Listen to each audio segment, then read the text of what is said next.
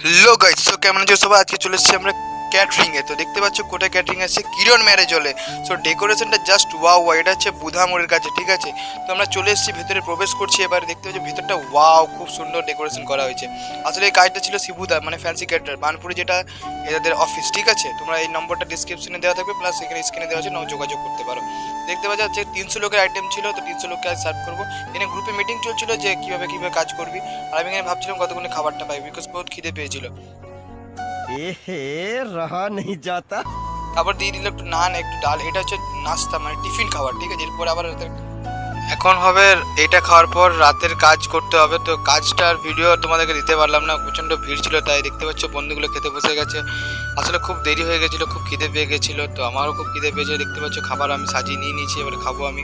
ভিডিওটা বেশি বড় করছি না, এখানেই ভিডিওটাকে শেষ করছি। দেখা হচ্ছে নেক্সট ব্লগে, নতুন ভিডিও খুব তাড়াতাড়ি আসছে।